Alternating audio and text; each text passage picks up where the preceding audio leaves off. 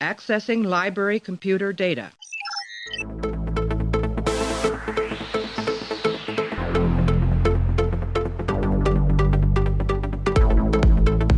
And to make sure history never forgets the name Enterprise. Hey everybody, welcome to the Pensky Podcast. If you haven't tuned in before, this is a podcast where we are running through all 178 episodes of Star Trek: The Next Generation, giving our thoughts and feelings about each and every one. And right now we're up to episode 22 of season 7. It's called Bloodlines. Directed by Les Landau, written by Nick Sagan, and it aired back on May 2nd, 1994. This is the episode where Damon Bach returns and claims to have found Picard's long-lost son, who he is going to kill as revenge for Picard killing his son way back in season 1. Clay is here to talk about this one, so in a short while, me and Clay are going to talk about it. But first, I did want to bring everyone's attention to the giveaway that we're going to be doing. We're obviously wrapping up TNG within the next few weeks, and I wanted to do a giveaway. To all the people who have been listening, you're going to have the chance to win a couple prizes. We're giving away the TNG Blu-ray series, so it's all episodes from the Next Generation, seasons 1 to 7 on Blu-ray. You get every single episode. They look great. They're awesome. I've enjoyed watching the series on them recently, or not recently, but through most of the this podcast.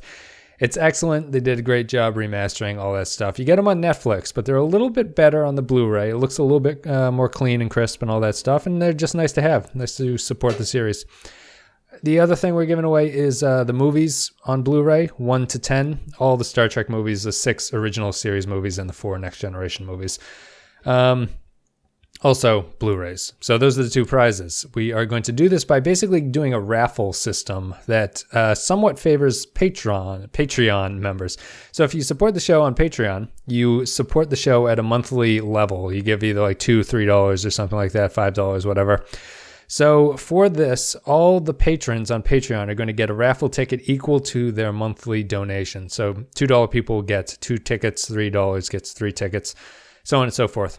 Everyone else who's not a patron can email me at thepenskyfilevideo@gmail, and you can send an email, just put the subject line something like TNG giveaway, and I will add you to the list. And you will get 1 ticket for your email. You only get 1 ticket. If you can't send multiple emails, you just get your 1. I'll put them all into a spreadsheet. I will run random.org, and it will pick a number on the spreadsheet, and that person will win one of the prizes. We'll do the first number will be the TOS and TNG movies. Second number will be the series giveaway. So if you're a patron of Patreon, it's fucking difficult to say. If you're a patron of Patreon, you get more tickets, and that's the only other way to get tickets other than to email me, and you get your single ticket. Make sense? Let me know if you have any questions in the comments below. We'll be doing the giveaway in the Q&A video, which is at the end of this series. We'll be doing the Q&A and sort of suggestions for the next series that we cover, which will be like TOS and DS9. That's it. Guys, you have any questions about the giveaway, let me know. Thank you very much for listening. I appreciate it very greatly. It's been a lot of fun to do this. It's been very interesting and very insightful. Unfortunately, we're going to talk about Bloodlines now, so stay tuned. Me and Clay will be right back. Contain holographic imaging information. It's trying to project something. Isolate the bandwidth. Let the signal through the shields.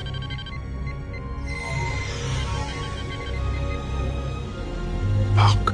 I trust you remember me, Picard, because I haven't forgotten you or how you murdered my son. For 15 years now, I've thought about how to avenge his death, but nothing I could do to you could equal what you did to me. Until now. You thought you could hide him from me, didn't you? But I found out about him. Jason Vigo is as good as dead. I'm going to kill your son, Picard, just like you killed mine. Clay, at this point, I don't even know if Captain Sully could save TNG's 7th season from going down in flames the way that it is. We are going to talk about Bloodlines, which was an episode that actually made me angry today when I watched it. Now, see, I'm curious to hear why, because when I finished watching this, or maybe about halfway through it anyway, I thought, wow, this is going to be really interesting to hear Wes talk about. I'm curious to see his viewpoint of a TNG episode around a possible father and son having just had a baby, because I know that stuff changes very quickly. It does in some ways. Like like Clapton's Tears in Heaven has become unbelievably sad to me. Like where before it used to be just really sad, but now it's like extremely sad. Bloodlines didn't really change all that much for me. I think this is just such a total misfire of an episode. I generally agree. There was one thing that I thought about as it was starting, like as they kind of got into it, that I thought would be an interesting way to go. Obviously, it wasn't the way they ended up going. Was the idea of what if you are introduced to a son? It's kind of like, I guess it's a fear that I think people might have, where it's like, well, what if my son turns out to be a dickhead? Right. You know, like that's an interesting way to go. An interesting thing to explore. Like if Picard meets his son and he turns out that he's not a great person. It's kind of an interesting concept, but that's not what they decided to do here. I mean, that would be. It's interesting mostly because, you know, if you raise the kid, you kind of become numb to his dickheadedness, you know, because you obviously you're just killed with 1,000 cuts or whatever. But meeting him and feeling the obligation to go along with him and then realizing he's kind of a dick. They don't do that in this episode. I think that the episode fucked up by not having it be Picard's son. Right? Is that... Yeah, you know... I'm going to say probably because... It feels like a total waste of time, almost. Yeah. You just reverse everything at the end. Well... When they get to the end, I think they really undermine everything that they've done to that point in a number of ways. Because not only does it not turn out to be Picard's son, but the actual mechanics of the plot that the Ferengi lay out is preposterous. Yeah. So basically, at the end of the episode, when you find out that this is not in fact Picard's son, you do find out that the Ferengi found a woman that Picard had a relationship with 25 years ago, established that she had an age-appropriate son without a father, and then somehow found this person and changed his DNA to mirror Picard's just so he would think it's his son, beam him onto the Enterprise so the Ferengi could then beam him off the Enterprise and kill him. Yeah. And they changed his DNA without him knowing about it somehow. Yeah, and they don't even they very clearly don't even tell you what they did. Right. It's just Beverly being like off camera telling him, and then they're like, "Yeah, they changed your DNA sequencing." It's such an exposition dump. It's the worst. I know that the Damon Bach they called back from season 1, right? But this is how I was actually going to ask you about that because I don't remember that character. Yeah, he's from the episode The Battle. This is such a season 1 trait. We used to complain about this all the time, where the TNG episodes would resolve themselves in the last 5 minutes in like as clunky a manner as possible. There was a lot of season 1 stuff in here, mainly the clothing. Yep. Yeah, Damon Bach, who's played by a different actor, so that maybe that's why I didn't recognize him. But I guess let's talk about Bloodlines. We started at the end because I think that's a good way to sum up like why the episode fails. It's just such a exposition dump. The technology, this subspace transport, is only there to be like this sort of writerly technical thing that they have to overcome. Yeah. There's a lot of, I mean, pretty much everything in this episode is something that you've never seen before and will never see again. Whether it's Picard's son, this woman that he had a relationship with that you don't even see at all. We've never seen her before. Yeah, or this technology where they can beam things from millions of light years away into like the general. Not even sure exactly what they're doing or why they need to do it, but it's an overly complicated thing that doesn't ever get used again. It's apparently dangerous, but nothing dangerous ever happens when they use it multiple times. Yeah. So don't use it, but this is just the way it is. I mean, apparently this episode came about. Jerry Taylor, who is show running at this point, asked Patrick Stewart if there are any storylines that he wanted to be resolved, and he brought up Damon Bach. I don't know if it was just kind of it was the only thing he could think of and was being pressed and wanted to just get the hell out of there, and so he spat out Damon Bach.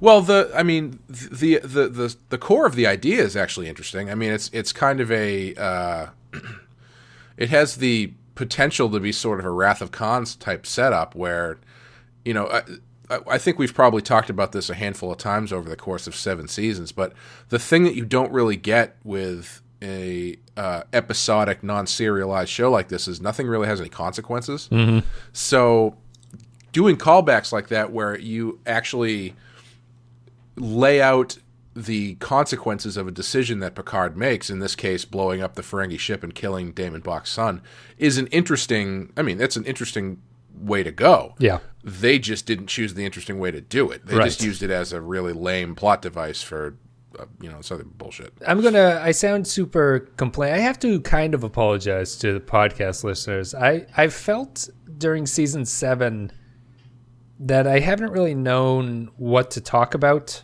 I feel like maybe the quality of my conversation has fallen off a little bit, and I apologize for that. Although I was going to bring that up. I feel like I'm carrying the show. I went back, even when I'm not on it.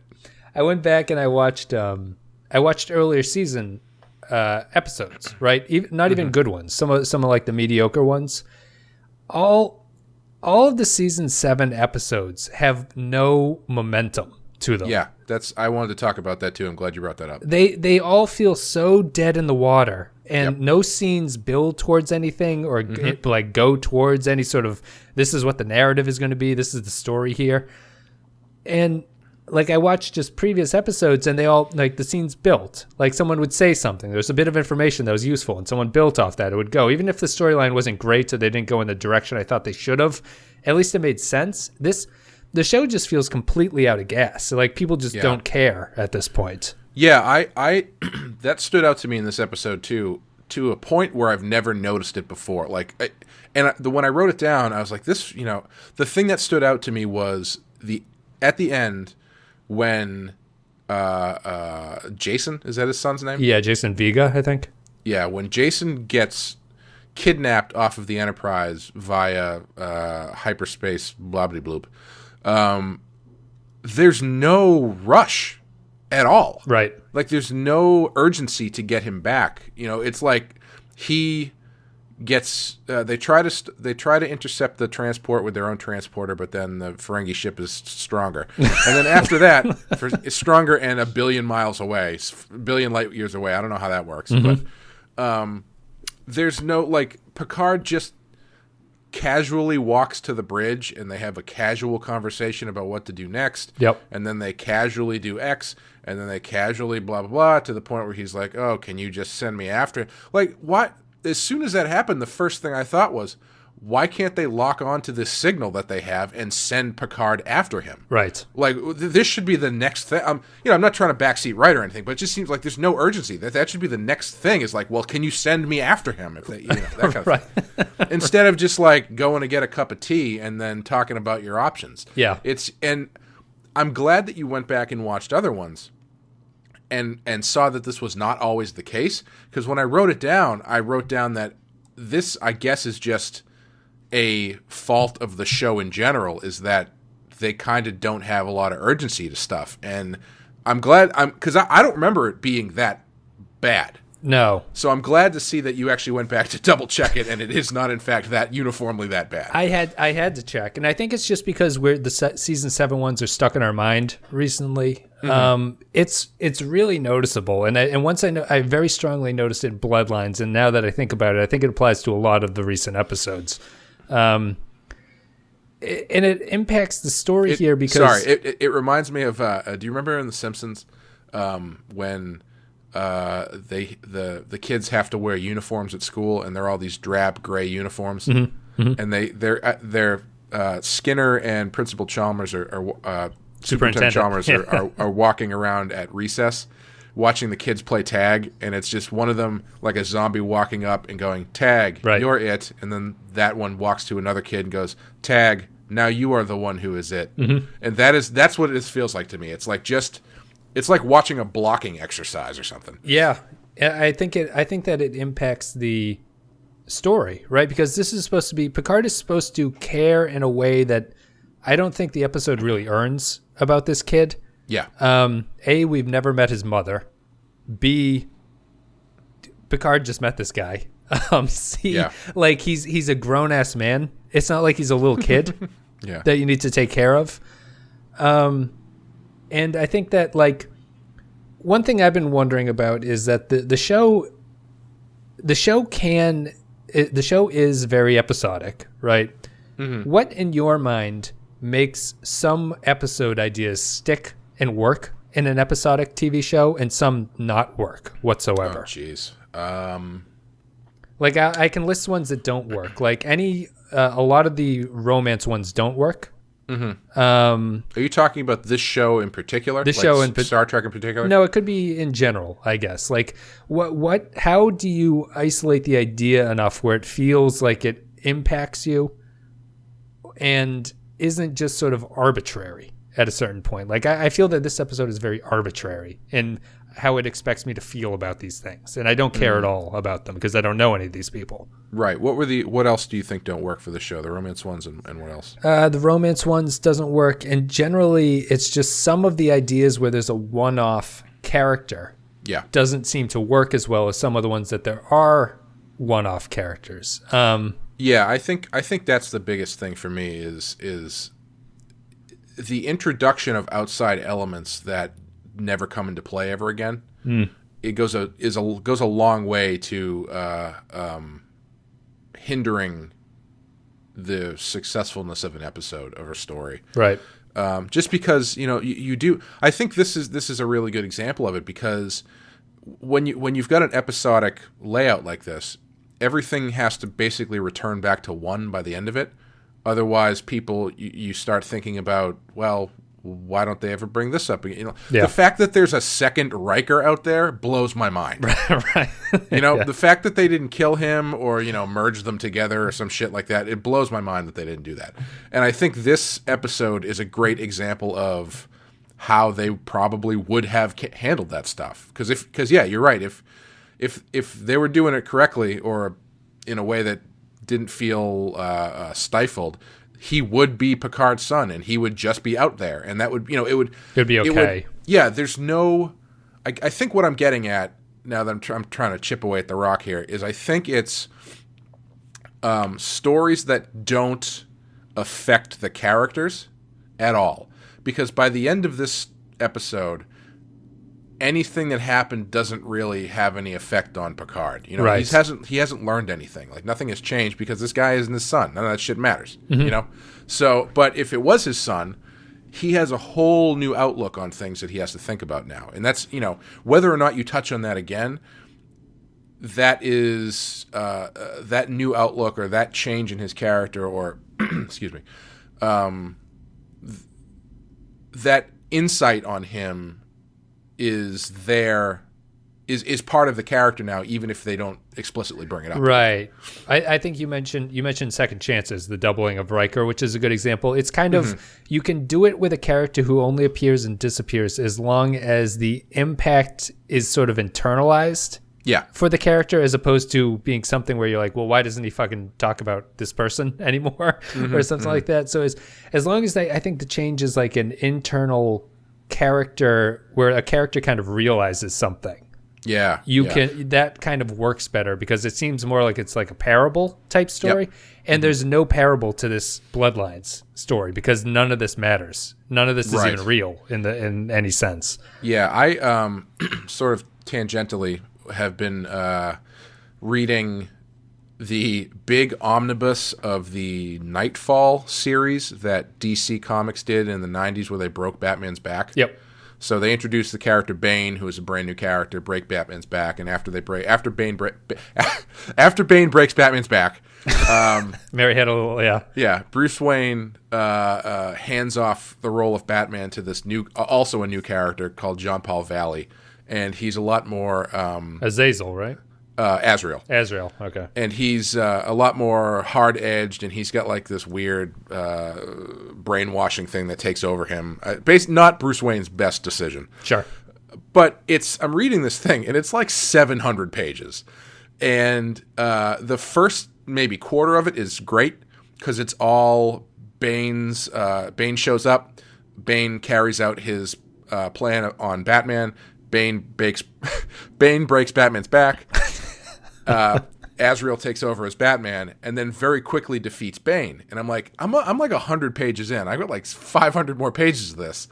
And from that point on, it's just like Bane disappears and it's basically kind of bad guy of the week comics for the next 600 pages. And Sure. it was so boring. Just dealing with a new Batman, basically. Yeah, and it's like it's not even like, all right, now Azrael Batman is going to make his way through the different all of the Batman's rogues galleries to see how he would handle them differently to parse out this character. It's a lot of guys that have never, as far as I know, are brand new villains. Sure. And so I don't have any connection to any of this stuff, so I don't care. Right. And I think I didn't realize, I feel like they've kind of gone away from that. Now I'm going on a big comic tangent here. Learn more about this on the badass Batman the Animated Series podcast coming this year.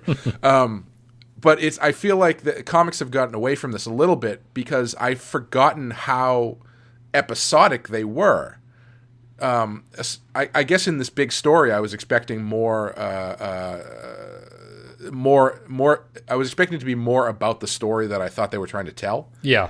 And that's a long way around of me saying I think that's the problem, is that you get these characters where if you've got no connection, if you've got no connection to the bad guy or this one-off character, you have to really make him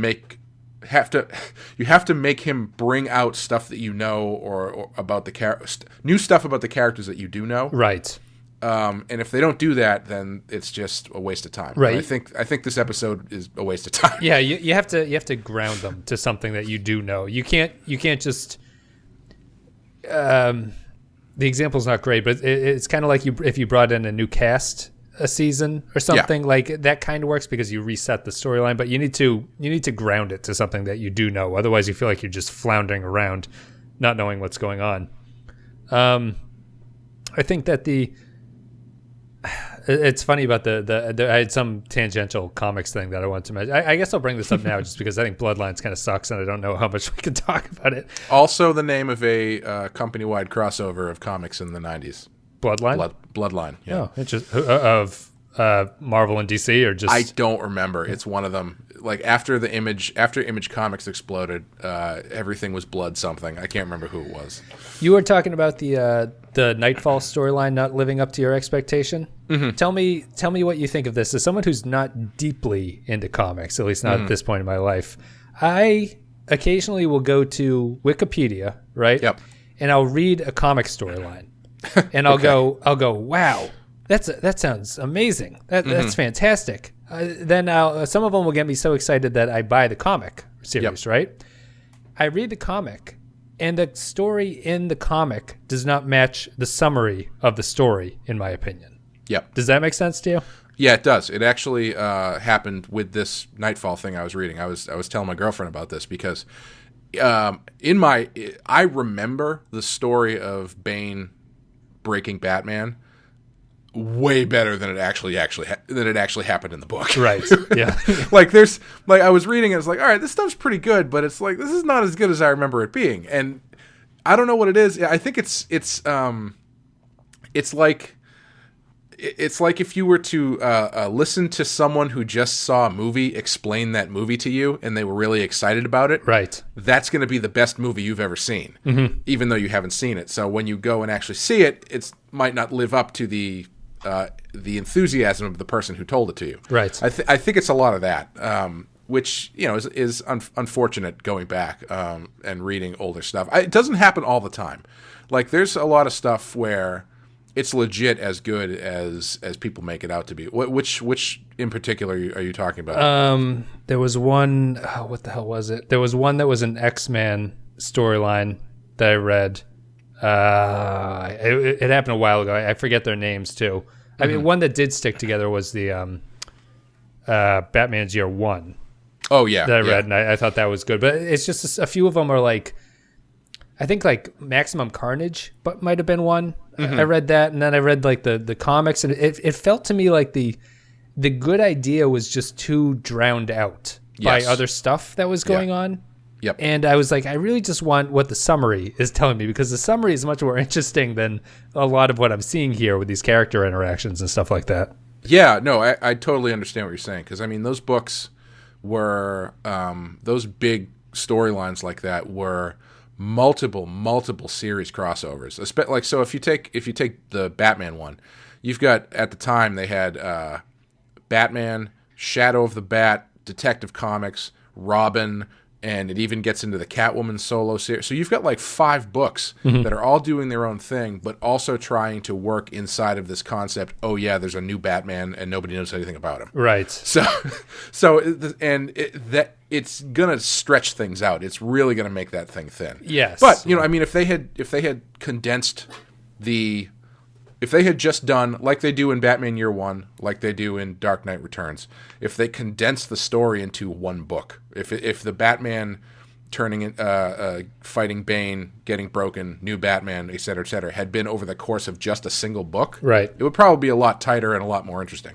Yes. Yeah, 100%. It's just, I do feel like they lose focus. Sorry, I think the other thing is when you're reading it on Wikipedia, that's scooping out a lot of the fat too. Yes. Yep. Because you're just getting the high points. You're getting the bullet points, the character breakdowns, and how things change without having to deal with like 15 pages of a chase scene you don't give a shit about. Right. You know what I mean? Yes, that kind of stuff. Yep.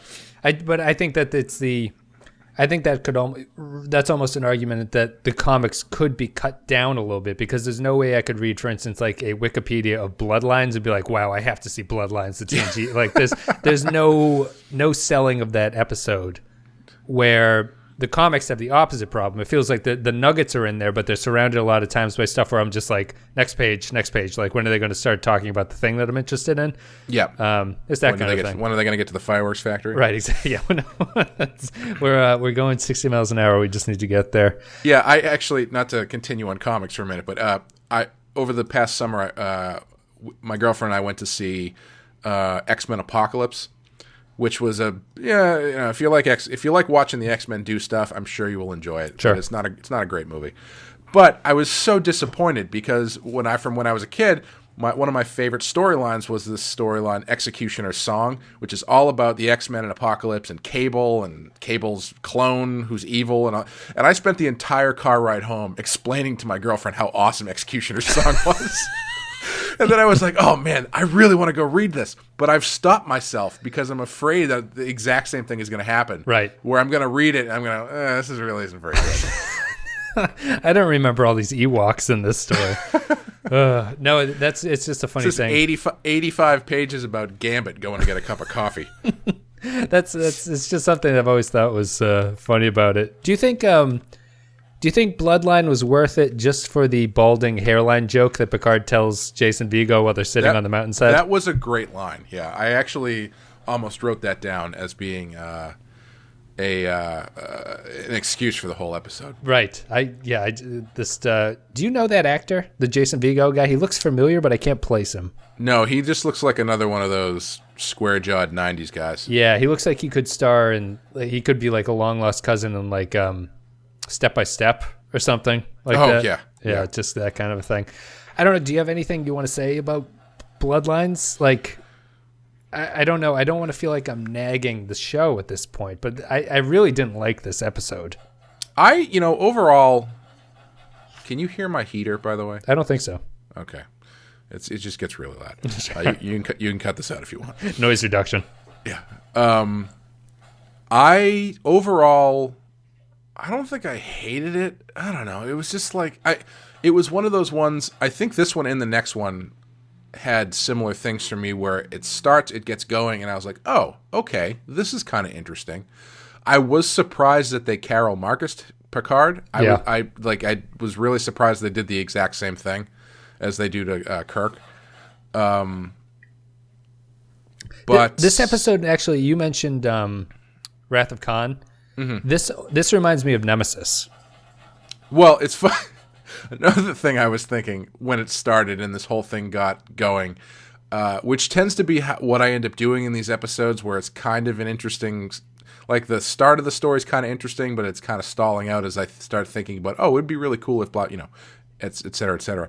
And this one, I thought to myself, oh man, it would be really cool if Picard had a son he didn't know about, but he turned out to be evil. And I was like, oh, wait, that's actually...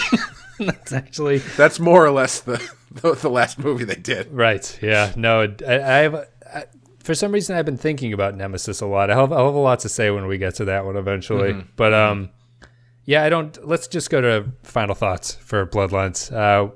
The other thing I will say is when I actually liked when Picard is told about the woman whose name I can't remember, who is Jason's mother. Yeah, I liked the way that they handled that, where they just sort of took that information and he kind of went in and they kind of did their thing. And as Riker was leaving, he's like, "By the way, thank you for not asking me any questions." Yes, I liked that piece. I thought that was good, and I also really appreciated the fact that they didn't do a flashback, because something about the way he was talking or whatever, I was thinking, oh my God, they're going to give me a flashback to like young Picard with hair. Yeah, with the toupee. Yeah, I was really happy they didn't do that. That's funny you mentioned that scene. I also like that scene. I watched it with Amy, and they shot the ready room in a different angle, and Amy was very confused about what room they were in. Which I thought was interesting, because they don't normally shoot at the ready room from the left-hand side, and they were in that one. That's a good point, It was very weird. The a couple other points that I enjoyed. The concept of unexpectedly beaming people I find very fascinating. You mean like the Ferengi abducting people that way? No, I mean specifically when they pick the kid up when he's in the middle of rock climbing. Oh, right. And then he just shows up on the teleporter, and then I don't know. There's something about that that's really kind of invasive and kind of creepy.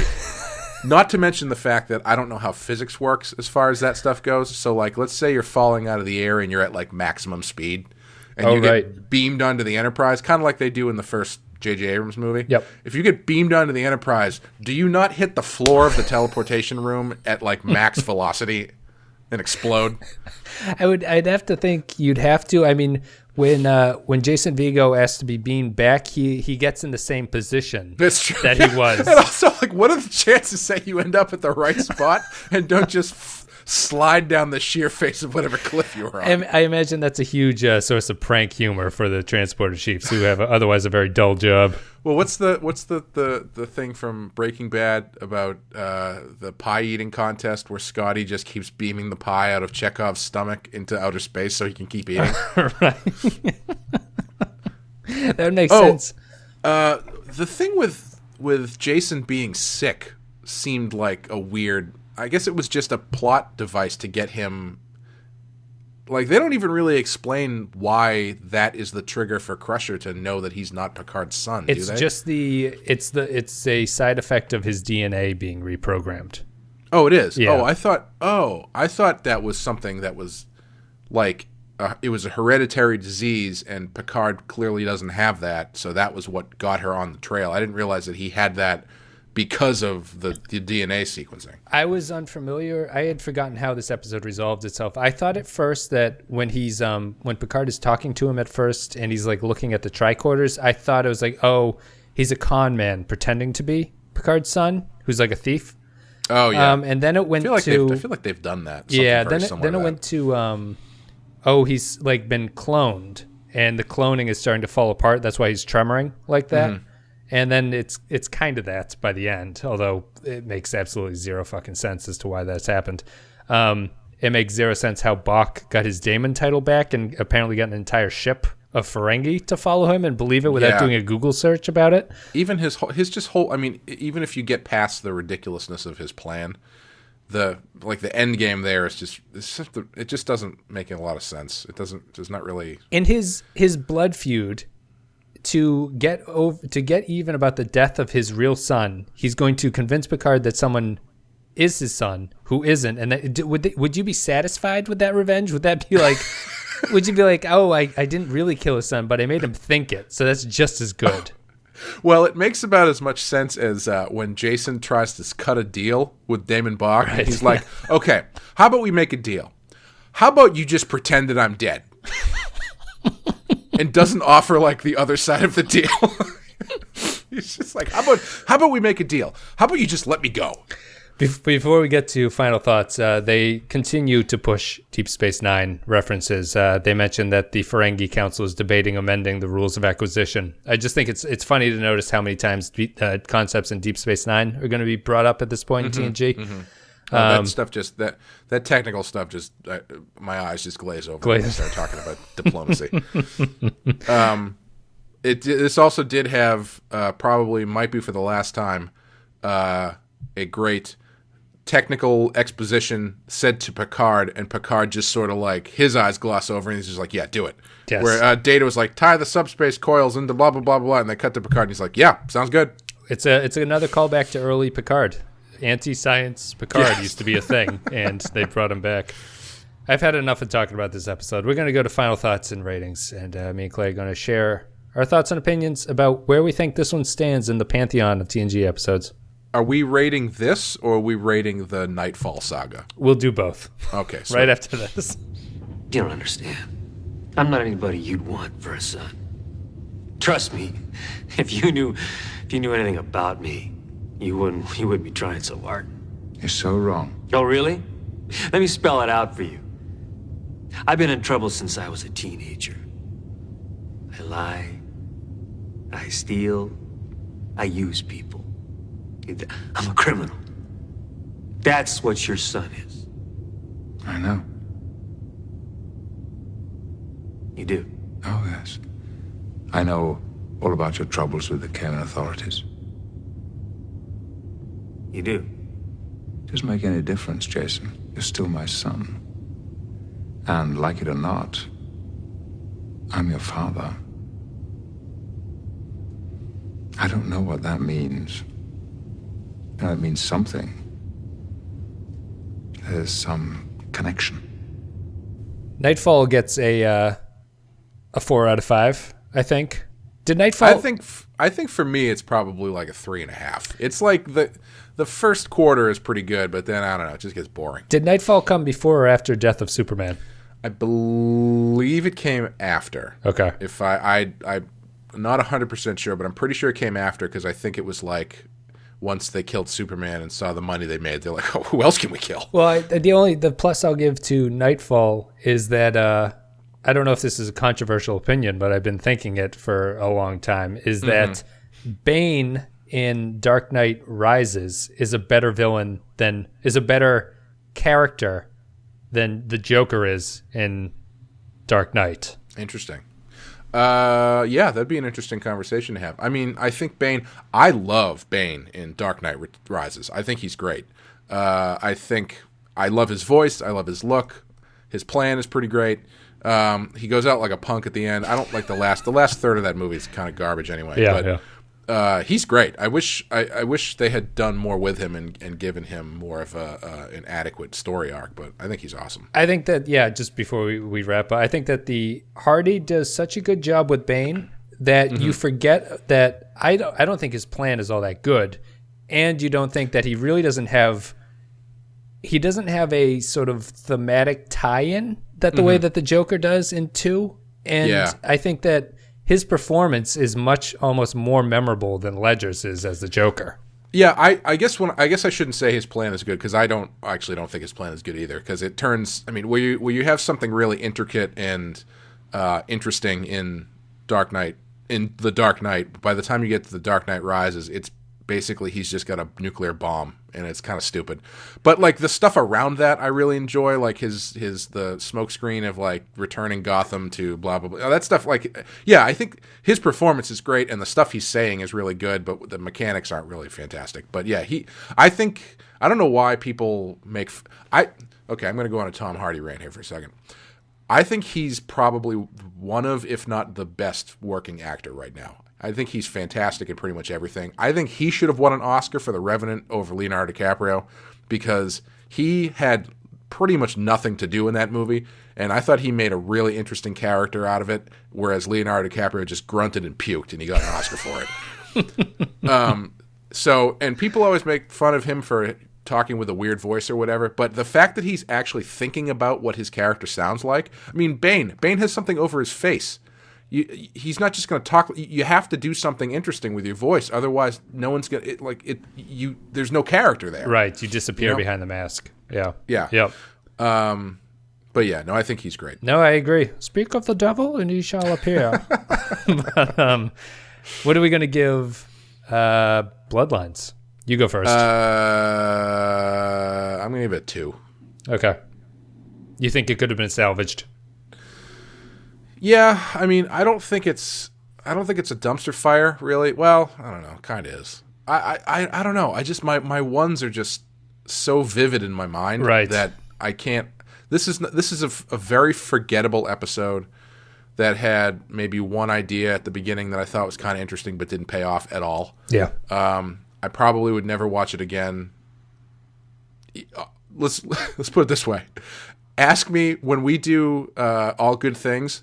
Ask me about Bloodline and see if I can tell you if I can remember what episode. Right.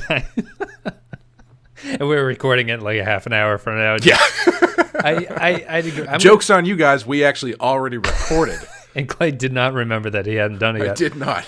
I'm going to give it a 1 because I found this episode to be completely useless on almost every single level. It would be a 2 if he was actually Picard's son. That would be the bump up for me to make it a 2 because it would actually mean something.